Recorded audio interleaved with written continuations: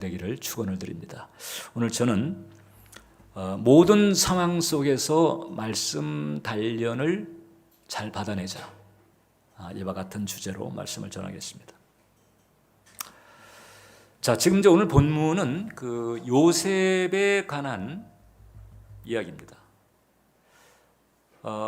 교회를 오래 다니신 분들은 이제 요셉을 익히 알고 계시거니와 또 우리 현장에서 혹은 또 온라인 예배 처소에서 계신 분 가운데 이제 요셉이 좀 생소한 분도 계실 거예요. 그래서 일단 이제 요셉에 대해서 간략하게 말씀을 드리자면, 요셉은 지금서부터 3,800년 전 사람입니다.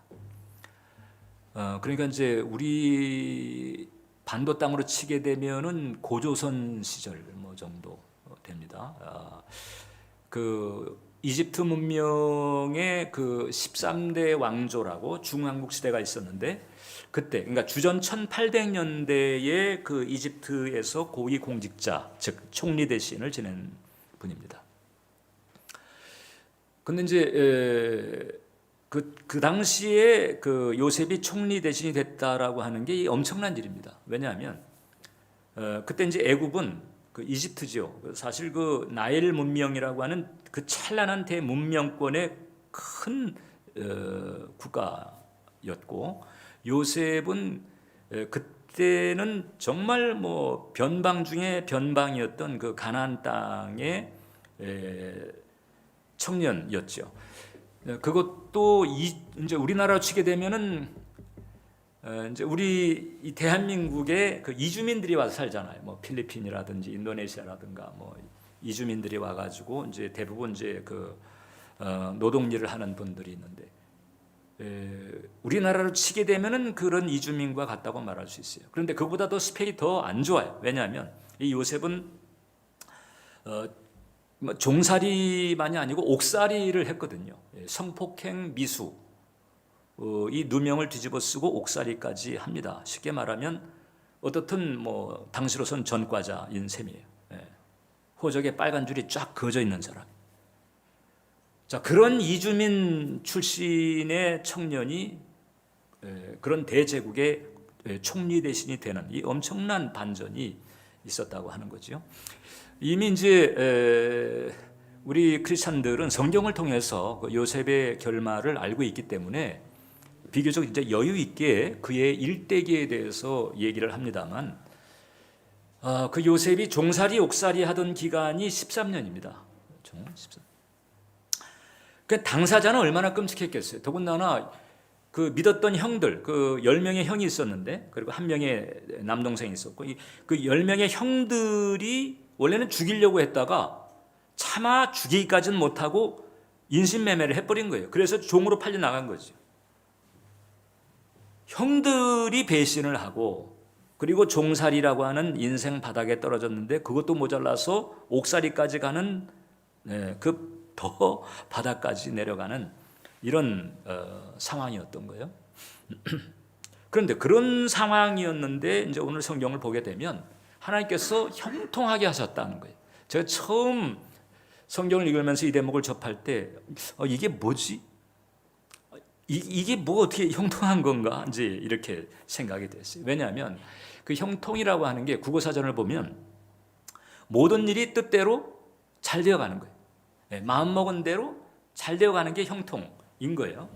자, 그러니까 우리가 보통 이제 한 청년의 삶을 놓고 그 사람이 형통하다라고 할 때 보통 이제 이 상식적인 기준은 이제 적어도 이런 내용을 상상을 합니다. 만인이 부러워하는 그런 가문에서 금수저를 물고 태어난 청년이, 그것도 이제 대단한 스펙을 가지는 거예요. 뭐 스카이 출신이라고 뭐 이런 대단한 스펙을 가진 데다가 또 찬란한 비전을 가지고, 지금은 이제 고시가 이제 뭐 없어지기도 했습니다만은 예전 같으면 사법고시, 행정고시,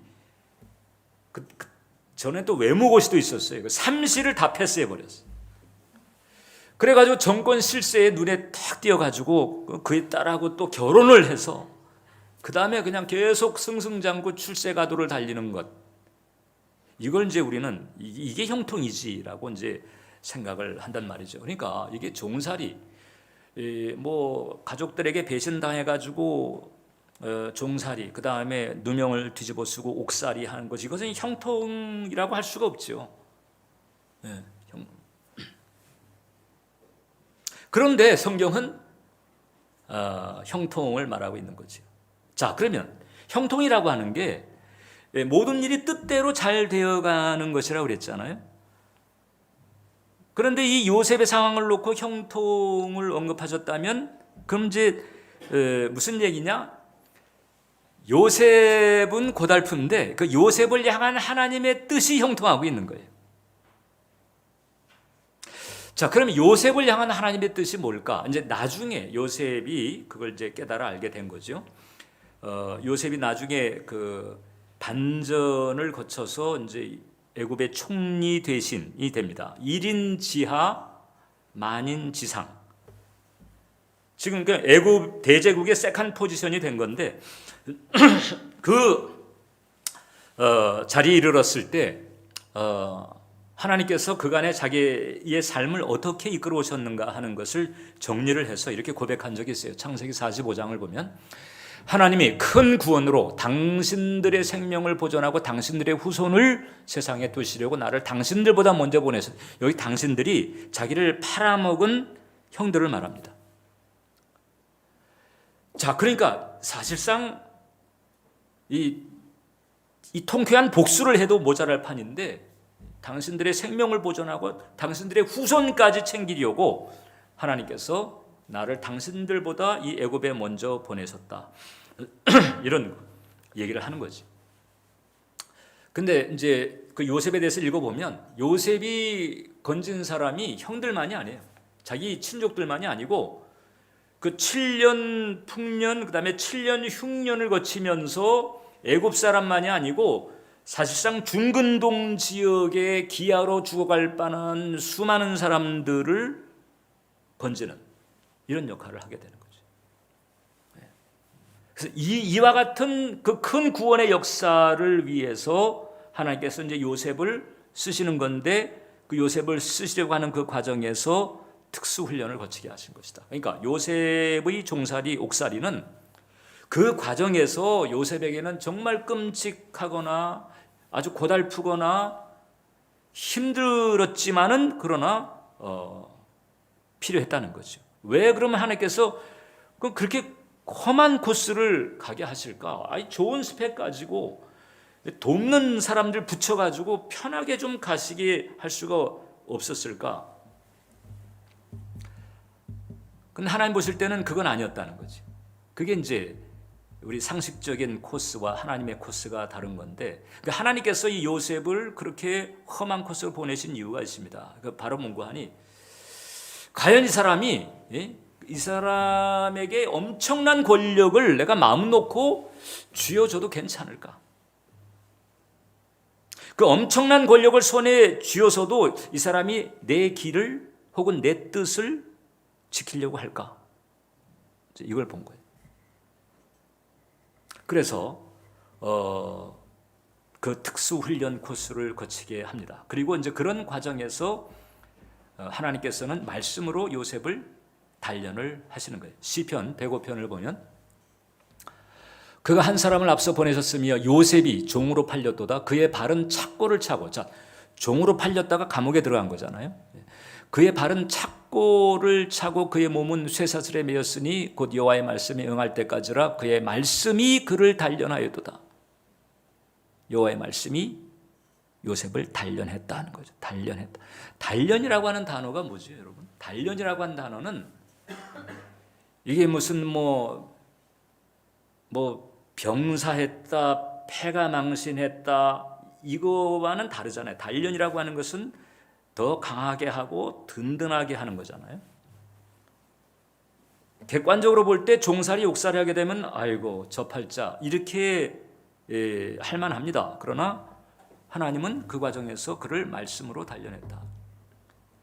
자, 말씀으로 단련을 할 때에, 자, 예를 들어서 이제 우리나라도 이제 20세가 되면 장정이 돼가지고 훈련소로 가잖아요. 그 훈련소를 가서 그 훈련을 받게 됩니다. 단련을 하는 거죠. 그럼 단련할 포인트가 있어요.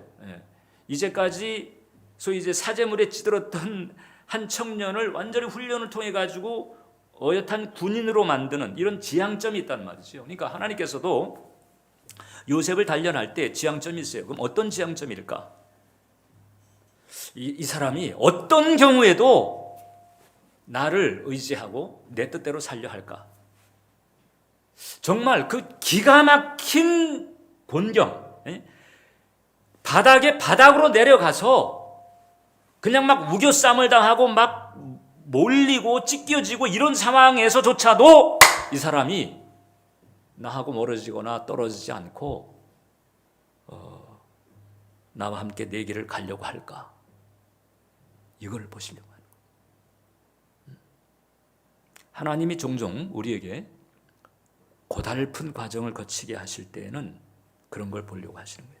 그런데 요셉은 그걸 잘 통과를 해낸 거예요. 웬만하면 그냥 원망의 쓴뿌리를 그냥 씹어대면서 이 형들에 대해서 그냥 이를 갈고 그 다음에 그 주인집 주인집 마누라가 유혹을 해온 거거든요.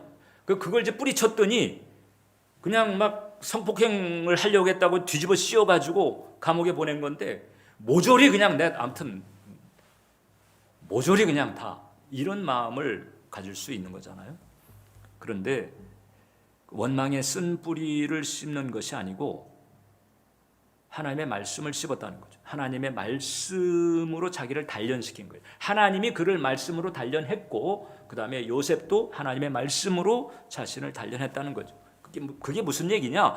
하나님의 길대로 가려고 한, 하나님의 기준을 따라 살려고 한 거, 하나님께서 원하시는 대로 생각하고 행하려고 한 거예요. 어떤 경우에도 하나님의 그 기준을 벗어나려고 하지 않은 거죠.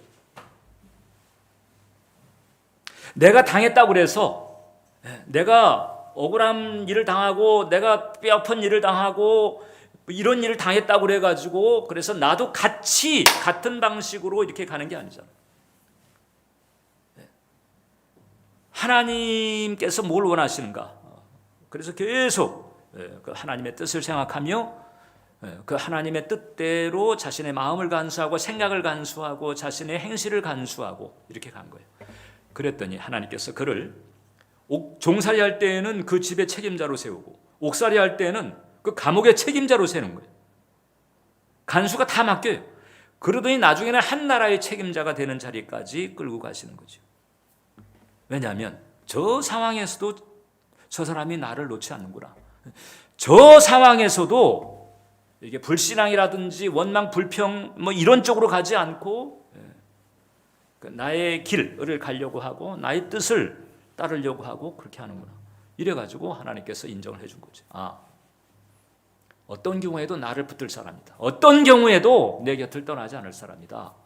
이게 확인이 된 거예요. 그러니까 엄청난 권력을 하나님께서 마음 놓고 애다 이렇게 돼버린. 이 요셉이 애굽의 총리가 되었을 때 그의 파워가 엄청난 거였습니다. 왜냐하면 그 요셉 자신도 이렇게 평가할 정도였어요. 창세기 그 45장 8절 아까 우리가 읽었던 본문 가운데 보면 하나님이 나를 바로에게 아버지로 삼으시고 여기 이 한 줄에 다 들어가. 바로면 누구예요? 애굽의 왕을 말하거든. 애굽의 왕의 직함을 바로라고 합니다. 바로. 뭐 예를 들어서 이제 우리나라 치게 되면은 무슨 뭐 고종이나 태종이나 이런 이름이 있지만은 보통 뭐 주상, 뭐 전하 이런 직함이 있잖아요. 그 바로가 그런 거거든요. 그래서 이 뭐 람세스라든지 혹은 뭐 하셉수트라든지 이런 고유 이름이 있지만은 그 사람이 맡은 왕의 직함을 바로라고 부른 거예요. 그 이제 바로가 왕인 거예요. 애굽의 왕인데 그 애굽의 왕이 요셉을 아버지처럼 여겼다. 그 하나님이 나를 바로에게 아버지로 삼았다. 그러니까 바로는요 요셉이 하라는 대로 하는 거야. 뭐 일이 생기면 요셉 호출해가지고 이거 이런 일이 생겼는데 어떻게 했으면 좋겠느냐. 매사 요셉 하라는 대로 합니다. 그래서 사실 그 뒤에도 보면 그 집에 온 집의 주로 삼으시고 애굽 온 땅의 통치자로 삼으셨 바로가 있는데 요셉이 실세가 된 거예요. 그러니까 바로는 간판마담이고 이 요셉이 실세인 거예요. 그래서 왕서부터 다 주물럭거리고 있는, 이게 주물럭거린다라고 하는 게 좀 부정적인 표현으로 들리겠죠. 그건 아니고 어떻든 요셉 하라는 대로 안 할 수 없는 게 요셉을 따라갈 만한 지혜자가 없는 거예요. 그리고 요셉이 아까 얘기한 것처럼 그 변방 이주민 출신의 전과자인 거잖아요. 근데 그 사람이 갑자기 이제 총리 대신이 됐으니까 원래 애굽에 있었던 그 애굽의 스카이 출신들, 애굽에 있는 그 엘리트 출신들이 얼마나 시기했겠어요. 아니 저 어디서 굴러먹은 돌이 들어와 가지고 얼마나 시기하고 모함했겠어요. 그런데 뭐 흠잡을 게 없는 거예요. 어떻게 뭐 쫓아낼 길이 없어요. 뭐 그래가지고 계속 요셉이 건재하면서 그 다음에 어떤 문제가 생겼을 때 그 문제에 대한 솔루션을 이 제시하는 능력이 다른 사람들은 따라갈 수가 없어요. 그러니까는 계속 요셉에게 의지하고 바로가 아버지처럼 그렇게 여겼단 말이죠. 이런 은혜가 요셉에게 임했습니다. 어떤 상황에서도, 모든 상황 속에서 저 사람은 나를 놓지 않을 사람이다, 나하고 함께할 사람이다, 이게 확인이 되니까. 여러분, 우리의 내면에 이 두 가지 방송이 방송되고 있어요. 하나가 지방방송이고 또 하나가 이제 중앙방송입니다. 지방방송이 뭐냐? 지방방송은 환경의 소리, 사람의 소리, 부정적인 내 자아의 소리예요. 계속 이 지방방송이 계속 우리의 이 혼연적 영역에 계속 울립니다. 나의 지정의 이 영역에 계속 울려요.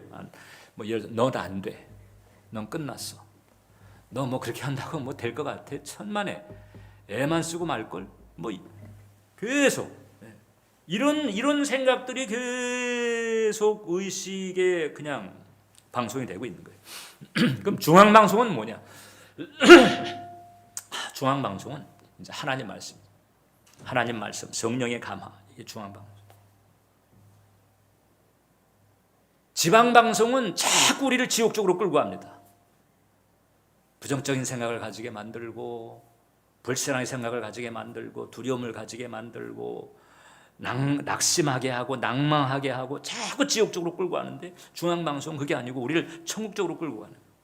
어느 방송이 나의 내면에서 세냐에 따라서 내 삶은 지옥의 기운이 강할 수도 있고 혹은 천국의 기운이 강할 수도 있다. 말씀의 단련을 받는다는 게 뭐냐? 그래서 중앙방송을 강화시키는 게, 중앙방송에 집중하는 거예요. 이 지방방송을 확 끄고 싶은데 사실상 확 끄는 게 쉽지가 않아요. 왜냐하면 우리 자체, 인간 자체가 이 죄성, 부패한 본성이 근본적으로 있기 때문에, 그래서 이게 거룩하게 변화가 되는 것이지 그런 부분이 100% 사라지는 건 없어요. 100% 사라지는 때가 있는데, 죽어서 천국 가면. 근데 그 전에는 우리는 변화의 과정을 가는 거죠. 그러니까 아직 변화되지 않은 부분이 계속 고개를 쳐들고 지방방송을 하는 것입니다. 그러니까 우리는 이 중앙방송, 이 십자가의 사랑과 성령의 감화, 이 하나님의 말씀, 이것을 가지고 그것을 밀어내야 돼요. 제압해야 돼요. 그래서 하나님의 말씀의 소리를 우선적으로 듣고, 그 다음에 그 소리로 나의 의식을 채우고, 그 다음에 그 소리에 순종하고 따라가고, 이런 노력을 계속 해야 된다는 거죠. 단련을 받는다는 거잖아요. 단련을 받는다. 그러니까 이것은 장정이 훈련소 가가지고 이제 어엿한 군인이 되기 위해서 열심히 훈련을 합니다. 그렇게 하지 않으면 전역터에 나갔다가 그냥 나가자마자 그냥 총알바지 되고 끝나는 거예요. 단련을 하는 거지. 단련을 받아야 되고 스스로도 단련을 해야 되고. 그래서 이 환경 혹은 이 사람의 소리 혹은 이 부정적인 내면의 소리, 이것은 계속 이 불신앙의 근육을 키우잖아요. 이 단련을 한다는 게 마치 그 헬스클럽에 가가지고 웨이트 하는 것과 비슷한 거잖아요. 단련을 하게 되면 근육이 키워지는데, 그런데 이 지방방송은 불신앙의 근육을 키워요. 근데 이 중앙방송, 즉 말씀으로 단련하는 이것은 신앙의 근육을 키웁니다. 그래서 자꾸 천국 쪽으로 가까이 가게 만듭니다. 그래서 이 말씀으로 단련을 하게 되면 내 혼적인 영역, 즉 지정의 이 혼의 영역에 아주 그냥 심란하고 그냥 복잡하게 그냥 얽히고 설키는 이런 상태가 이게 정화가 됩니다. 이게 청소가 되고 정화가 되면서 어떤 축복이 임하는고 하니 그 하나님의 지혜, 하나님의 은혜, 하나님의 능력, 그 소위 천국에 있는 것들이 연결되고 풀어지는 축복이 임하는 거죠. 요셉이 바로 이런 은혜를 풍성히 받은 거잖아요. 그래서 7년 풍년 지나고 다음 7년 흉년이라고 하는 그 어마어마한 재앙을 관리하면서 일약 엘리트가 되는 거잖아요. 여러분 지금도 한 해 가뭄이 들면 쉽지가 않아요. 근데 3800년 전에 7년 흉년이다. 이건 어마어마한 재앙인 거죠. 어마어마한 재앙이에요. 근데 그 상황을 잘 컨트롤하면서 이게 실력자가 된 거죠. 창세기 41장 보니까 이제 그것을 봤던 바로와 그 신하들이 감동을 한 거예요. 바로가 그의 신하에게 이르되 이와 같이 하나님의 영에 감동된 사람을 우리가 어찌 찾을 수 있으리요 하고 요셉에게 이르되 하나님이 모든 것을 내게 보이셨으니 하나님이 모든 것을 너에게 보이셨으니 이런 은혜가 임하는 거예요. 어떤 사람에게? 말씀으로 단련을 잘 받는 사람에게. 너와 같이 명철하고 지혜 있는 자가 없도다.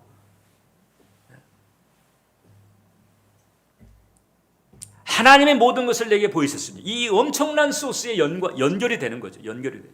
그래서 나중에 이제 야곱이 그 자기 이제 12 아들들을 축복을 할 때 그때 이제 요셉이 받은 축복을 아주 간략하게 이렇게 표현합니다. 샘 곁에 무성한 가지.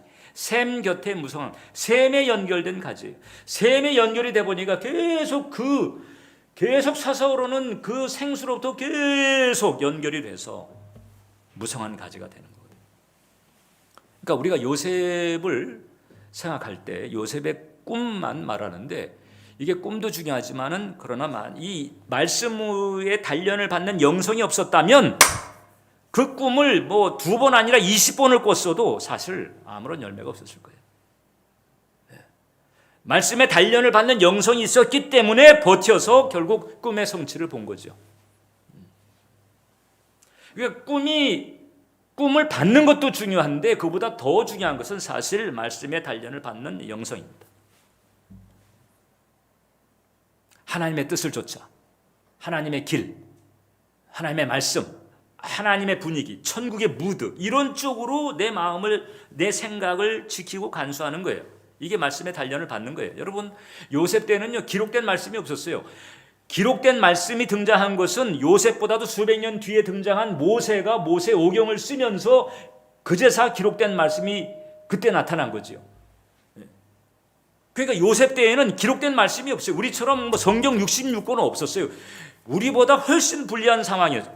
그 요셉은 아브라함, 이삭, 야곱으로부터 전해지는 그 구전 전승된 그 말씀을 통해서 깨달은 그 하나님, 그 하나님을 늘 악마하고 바라보며 소망하면서 그 하나님의 뜻을 쫓아 사는 그와 같은 노력을 가지고 말씀의 단련을 받은 거죠. 그런데도 그 종살이 옥살이를 시험 들지 않고 통과를 했다는 거잖아요. 결국 몽고하니 내가 바닥이 돼가지고 내가 쓰러지고 사라진다 할지라도 나에게 하나님만 계시면 족합니다. 이 기본적으로 요게 확인된 거거든요. 요게 확인돼. 참된 신자의 내면에 여러분 그 참된 신자의 그 혼적인 영역을 놓고 영적 전쟁이 치열합니다. 그것을 차지하려고 하는 마귀의 세력과 그 다음에 그것을 보호하려는 그 성령의 역사 사이에서 치열합니다. 근데 이 싸움이 일상에서 끊임없이 벌어지고 있어요. 일상에서. 이게 우리는 아주 위기를 맞았을 때 혹은 결정적인 기로에 닥쳤을 때 그때서 비로소 이 하나님의 뜻이 뭐지? 하나님 뭘 원하실까? 이렇게 찾는 경우가 많이 있잖아요. 그때는 이미 늦었어요. 평소에 안 찾다가 그때 가서 찾으려고 하게 되면 찾기가 쉽지가 않아요. 왜냐하면 워낙에 인이 배어 있어서. 일상의 싸움에서 졌다면 결정적인 때 혹은 위기의 때, 절박할 때 그때 승리 챙기기가 쉽지가 않습니다. 여러분. 일상에서 이 싸움에 이겨야 돼요. 일상에서 지방방송을 제압하고 중앙방송이 지배되도록 그렇게 해야 돼요. 어떤 설교자가 그런 얘기했어요. 세상의 정사와 권세, 시대 우상이 가장 집요하고 효과적으로 작동하는 것은 결국 먹고 자고 입고 즐기는 생활 양식, 결혼, 임신, 출산, 육아, 교육, 소비 등 일상생활의 현장이다. 우리는 이걸 소소한 프라이버시라고 생각하고 그냥 뭐 별거 있겠어 그러면서 아무 생각이나 받아들이고 아무 마음이나 먹고 이렇게 가고 있는데 그게 아니라는 거지. 바로 그게 싸움의 현장이라고. 그 지점에서 신앙이 잘 서 있지 않으면 결정적인 때, 필요한 때에도 신앙이 서기가 쉽지가 않다. 그래서 일상에서 말씀의 단련을 하는 것이 필요하다라고 하는 거죠. 가정 혹은 직장에서 혹은 사업장에서 혹은 학교를 다닌다면 교실에서 혹은 친구들 사이에서 지인들과의 사이에서 일상에서 말씀을 단련하는 거예요. 말씀을 단련한다고 하는 것이 결국 이제 하나님께서 뭘 원하실까? 하나님이 뭘 예비하셨을까? 하나님이 뭘 약속하셨을까? 하나님의 사랑에 대해서, 하나님의 존재에 대해서 이런 부분들을 계속 마음과 생각에 받아들이면서, 왜? 진리니까. 하나님은 틀림없이 존재하시고 역사하시고 운행하시고 섭리하시고 주관하시니까 그것을 마음속에 받아들이는 거죠. 특히 제가 오늘 설교 제목이 이제 모든 상황 속에서라고 그랬잖아요. 이런 표현을 할 때는 결국 긍정적이고 좋은 일이 생겼을 때보다 그렇지 않을 때에 더 주안점이 있는 거예요. 그러니까 원치 않는 일이 생겼을 때, 원치 않는 일이 생겼는데 생각보다 더 길게 가. 마음 상한 일이 생겼습니다. 정말 수치스럽고 자존심 상하는 그런 일을 겪었어. 혹은 또 미움이나 원망 같은 것들이 막 들끓어 이럴 때, 혹은 부정한 욕망, 그게 뭐 음란이 됐든지 아니면은 물질에 대한 탐심이 됐든지 이런 것이 고개를 쳐들고 막 이럴 때가 말씀의 단련이 필요할 때다. 이럴 때 하나님이 뭘 원하시지? 하나님의 길은 뭘까? 내가 하나님과 함께 하려면 어떻게 해야 될까? 이것을 생각하면서 마음과 생각을 간수하는 거죠. 빌리 그레이엄 목사님이 생전에 이제 큰 3번의 유혹이 있었다고 그랬어요. 첫 번째가 대학교 총장직 제의가 있었고, 두 번째가 상원의원 출마, 세 번째가 그것도 아니면 부통령이라도 좀 나서라. 아니, 기독교 가치관을 온 세상에 확산을 시키려면 그러면 실제적으로 그런 영향력을 발휘할 수 있는 자리에 있어야 되지 않느냐. 얼마나 명분이 그렇대요. 그래가지고 이제 그런 제의가 들어간 거예요. 그래서 사실 이런 종류의 제의에 넘어진 이제 목회자들도 적지가 않습니다. 결국은 잘 된 것 같지는 않아요. 목회는 목회의 길이 있어요.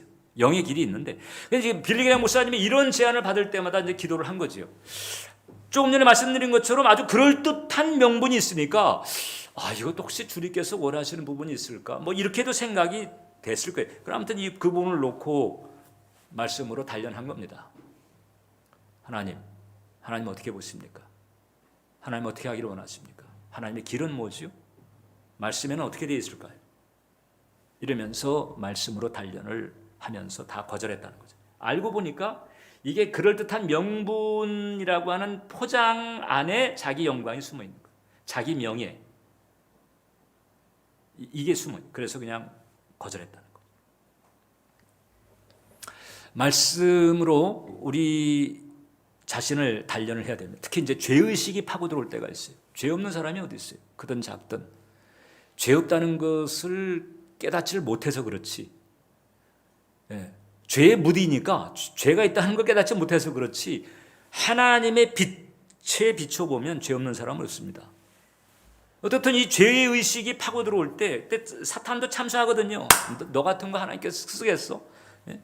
뭐 세상에 뭐 따라 붙어 줄 것 같아. 넌 대가를 치러야 돼. 뭐 기타 이런 이 죄의식과 참소가 막 엄습할 때가 있어요. 그때 말씀으로 단련해야 됩니다. 물론 주님 앞에 회개하고 주님 앞에 참여를 해야 되겠죠. 그 다음에는 그 용서해 주신 하나님의 그 용서의 파워, 용서의 능력, 이 십자가의 은혜를 단단히 붙들어야 되는 거예요. 이게 말씀을 단련하는 거죠. 몸이 약해지고 마음이 약해져 가지고 이제 신체의 질병에 대한 두려움이 엄습할 때가 있습니다. 이럴 때는 채찍에 맞으셔서 우리에게 나음을 입게 하신 그 치유의 길을 열어주신 그 예수님의 그 대속의 치유를 또 믿음으로 붙들어야 돼요. 말씀으로 단련하는 거죠. 여전히 내 몸에 통증이 있을 수 있습니다. 근데 그 통증 때문에 낙심하고 절망하고 하나님께로부터 멀어지고 이게 아니고 그 상황 속에서 모든 상황 속에서 말씀으로 단련하는 쪽으로 계속 가는 거예요. 그래야만 예수님의 대속의 치유를 체험할 수 있는 확률이 높아지는 거죠.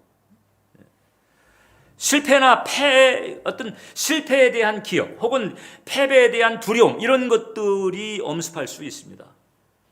그럴 때 십자가에 달려서 아담의 저주를 철폐하시고 아브라함의 축복을 누리게 만드신 예수님의 십자가를 단단히 붙들고 그 진리로 내 마음을 지키게 이 말씀으로 단련하는 거예요. 이걸 모든 상황 속에서 그렇게 해야 된다는 거죠. 특히 일상의 상황에서부터 이걸 일상에서부터 말씀으로 단련을 해야 된다. 그리고 특히 어려울 때, 이 신앙인들이 넘어지는 때가 힘들 때입니다. 고난의 때, 고통의 때, 뭐가 다 날아가고 사라지고 망그러지고 이럴 때에 이 영적인 내공이 안 서 있는 사람들은 퍽퍽 넘어집니다. 사실 이제 그 영적인 실체가 그제서 이제 정체를 드러내는 셈이거든요. 그래서 종종 하나님께서는 크게 쓰시려고 하는 사람들은 바닥까지 내려가 보게 하는 거예요. 요셉처럼 진짜 이 사람은 아무것도 없어도 나 하나 때문만으로도 만족을 하며 영생의 길을 붙들까 이제 이런 거죠. 1940년대 이제 독일의 그 나치가 계속 득세를 할 때 그때 이제 히틀러 돌아가는 꼴을 보니까 이거 잘못된 거거든요. 그래서 이 독일 교회들이 둘로 나눠지게 됩니다. 하나는 어용 교회, 또 하나는 이제 그 나치에 반대하는 교회. 그 나치에 반대하는 교회 중에 앞선 교회가 이제 소위 고백 교회라고 있어요. 그 고백 교회를 리더했던 두 분의 걸출한 목사님이 있습니다. 한 분이 이제 마틴 니멜러 목사님이라고 하는 분이고, 저분도 옥살이를 하게 됐죠. 본 회퍼, 이분도 옥살이 하다가 결국 이제 사형을 당했잖아요. 이분이 이제 그 히틀러 암살 계획에 참여를 합니다. 아니 목사가 어떻게 암살 계획에 참여를 하나? 근데 이제 어떻든 그때 분위기는 그거였습니다. 지금 버스가 있는데 버스에 승객이 가득한 거예요. 승객이 가득한 버스가 있는데 그 버스의 운전자가 미친 놈이에요. 그래가지고 막 질주를 하고 그냥 다 죽게 생겼어. 그럼 어떻게 해야 되나 그때? 그 운전사를 어떻게 처리를 해야 되는 거야? 그 운전기사를 처리해야 되는 거 아니냐? 이제 이런 상황이었던 것 같아요.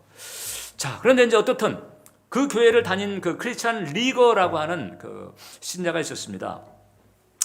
근데 역시 이제 그 나치에 그 이제 저항하고 또 비판하는 이제 이런 상황이 있다가 밀고가 돼가지고 이제 잡혀서 그 당시는 악명 높았던 그 다카우 수용소에 수용이 됩니다. 그 악명 높았던 수용소가 그 아우슈비츠가 있었고 그다음에 다카우가 있었는데 이 다카우 수용소가 이제 독일을 가면 미넨 북방에 한 차로 한 1시간 반 정도 거리에 있어요. 저도 그 유럽에 살 때 이제 한번 가본 적이 있어요. 왜냐하면 그 2차 대전 때의 그 시설을 그대로 그 보존하고 있는 이제 그런 수용소로 알려져 있었거든요.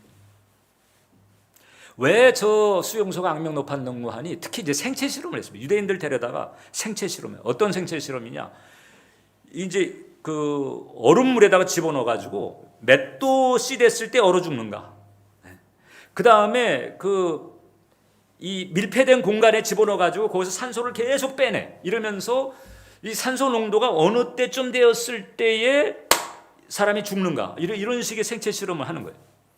그 왜 그런 생체 실험을 하느냐? 자기네 그 독일 그 공군의 조종사들이 이게 이제 전투를 하다가 뭐 바다에 떨어지거나 아니면은 뭐 이제 상승 비행을 했을 때 어느 정도까지 할 수 이거 자기네 공군 조종사들 살리겠다고 그런.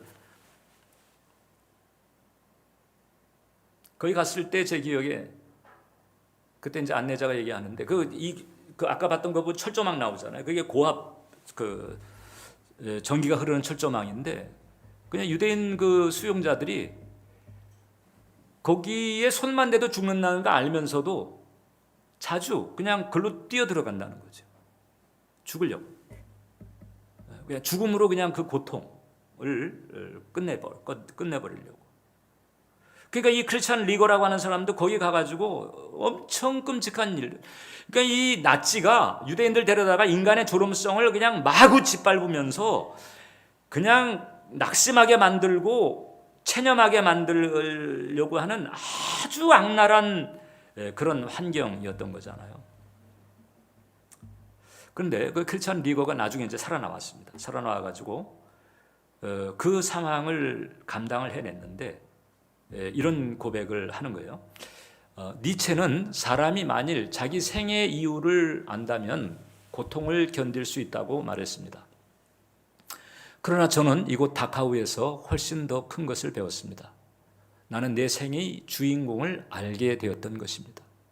그분은 그때에도 나를 지켜주시기에 충분하셨고 지금도 역시 나를 지켜주시기에 충분하십니다. 여러분, 요셉이 옥살이 할 때의 말씀의 단련을 받은 바 깨달은 은혜가 이건 거예요. 여러분, 이 요셉이나 혹은 또 이 크리스찬 리거는 남이 만든 감옥에 들어갔잖아요. 그러나 스스로 만든 감옥에 들어가서 고달픈 사람들도 많이 있어요. 과거지사의 일 때문에 혹은 마음의 상처 때문에 트라우마 때문에 혹은 실패에 대한 기억이라든지 혹은 또 어떤 그 학대로 말미암은 쓴뿌리라든지 이런 것 때문에 계속해서 그냥 그 부정적인 지방방송의 그 쳇바퀴에서 빠져나오지를 못하고 그냥 힘들어가지고 고달파하는 그런 경우도 많이 있거든요. 마음의 감옥이죠. 인생의 마음 감옥이라고 할 수 있는 거예요. 근데 사실 요셉도 얼마든지 그런 상황에 들어갈 수 있는 일을 겪었던 거잖아요. 그런데도 말씀의 단련을 치열하게 한 거예요. 말씀의 단련을 치열하게.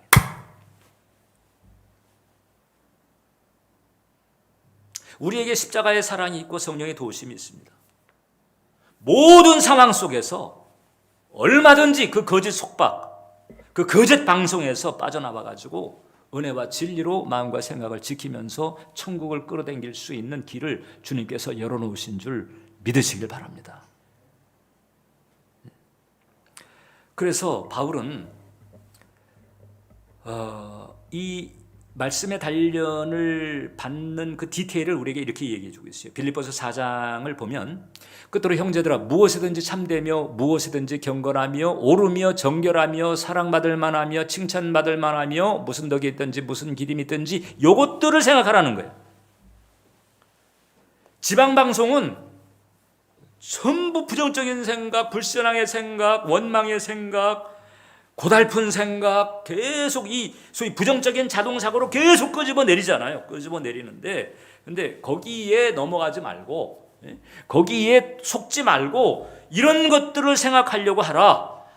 하나님께서 예수님의 십자가를 통해서 여러분 이 축복의 길을 붙잡아라 이거거든요. 공동번역을 이제 보면 이제 이렇게 공동번역을 이렇게 정리를 했습니다. 비슷한 내용이지만 여러분은 무엇이든지 참된 것과 고상한 것과 옳은 것과 순결한 것과 사랑스러운 것과 영예로운 것과 덕스럽고 칭찬할 만한 것들을 마음속에 품으라는 거지요. 아니 목사님 그렇게 좀 해보려고 하는데 안 됩니다. 잘 안 되는데 어떡하지요? 잘 안 되는 게 인생의 본질이에요. 아까도 얘기했잖아요. 천국 가면은 100% 이런 고민 없어요. 근데 이 땅에서는요, 죽는 그날까지 우리는 싸움을 합니다. 그러니까 무슨 얘기인고 하니, 그런 그 부정적이고 불신앙이고 막 끄잡아 내리는 이런 그 어둠들이 나를 흔들어 놓는 일들이 내가 흔들릴 수 있다는 거죠. 얼마든지 흔들 수 있는데 중요한 건 뭐냐? 나는 이걸 잘했다고 생각해. 요셉의 마음에 전혀 뭐 풍랑이 없는 무풍지대였다, 난 그렇게 보지 않아요. 뭐 그런 일을 당했는데도 아예 그냥 원천적으로 뭐 부정적인 생각, 두려운 생각 이런 것이 없었다, 난 그렇게 보지 않습니다. 얼마든지 두려움도 들어오고 원망도 들어오고 그냥 자포자기하고 싶고 뭐 이렇게 하나님 믿는다는 게 뭔가 뭐 의심도 들어오고 막 이랬겠지만 요셉이 잘한 게 뭐냐? 회복 탄력성이죠. 바로 나 이러면 안 되지. 내가 이런 생각 품으면 안 되지. 근데 이 길로 가면 안 돼. 바로 회복 탄력성. 그러니까 신앙의 성숙도라고 하는 게 뭔지 아세요, 여러분? 신앙의 성숙도는요, 마음에 전혀 미동도 없는 그게 아닌 거예요. 그건 천국 가야 돼요. 이 땅에서는 바로 뭐냐? 이 땅에서는 회복 탄력성을 빠르게 발휘하는 거예요. 회복 탄력성이 빠르게 발휘되는 사람일수록 신앙 성숙도가 깊은 거예요. 요셉과가 그런 거예요. 요셉과. 회복 탄력성이 뭔지 아세요? 바닥에 떨어졌는데 그걸 치고 올라오는 그런 복원력이잖아요. 밑바닥까지 떨어졌는데도 꿋꿋하게 다시 튀어오르는 마치 오뚜기처럼. 그것을 또 이게 무슨 적응 유연성이라 이렇게도 말하거든요. 근데 이런 걸 잘하는 거잖아요. 여러분도 마찬가지입니다. 지방 방송이 자꾸 흔들어댈 수 있어요. 그리고 흔들릴 수도 있어요. 그런데 빨리 돌아오면 돼요. 빨리 안 돌아오는 게 문제예요. 그러니까 지방 방송 때문에 흔들린 것으로 죄책감 가지진 마세요. 주님도 이해를 해요. 그러나 우리가 죄책감을 가져야 될 부분은 뭐냐? 회복 탄력성을 빠르게 발휘하지 못한 부분은 그것은 우리가 주의해야 되는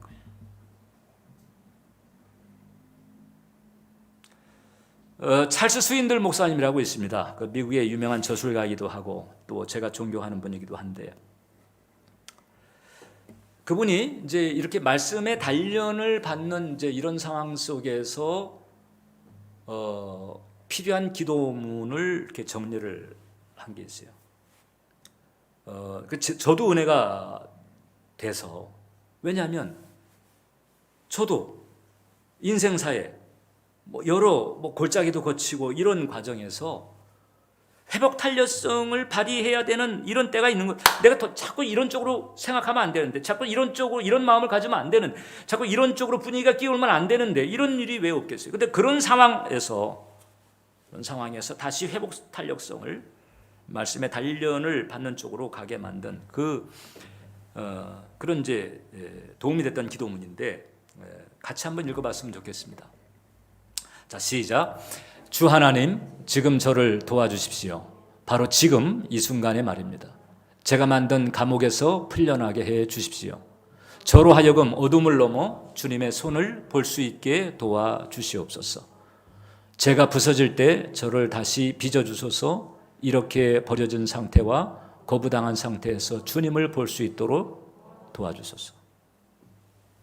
주보에 이 기도문 정리해놨습니다. 필요할 때 이 기도문을 쓰세요. 남이 맞는 감옥에 들어갔을 뿐만 아니라 내 잘못 때문에 들어간 감옥에서조차도 하나님께서는 우리를 건져주시고 풀어주신다. 하나님은 여러분들을 잊지 않으시고 버리지 않으시고 떠나지 않으십니다. 말씀으로 잘 단련하시도록. 그러면 얼마든지. 그래서 어쨌든 전 주님, 어떤 경우에도 전 주님 떠나지 않습니다. 주님이 답니다. 주님이 진짜입니다. 주님이 나의 중심이고 주님이 나의 근본입니다. 이것만 확인이 딱 되면요, 그때는 엄청난 반전이 얼마든지 주어질 수 있다. 기도하겠습니다. 하나님, 말씀으로 잘 단련을 받고 특히 일상에서 말씀으로 잘 단련할 수 있도록 도와주시옵소서. 예수님의 이름으로 기도합니다.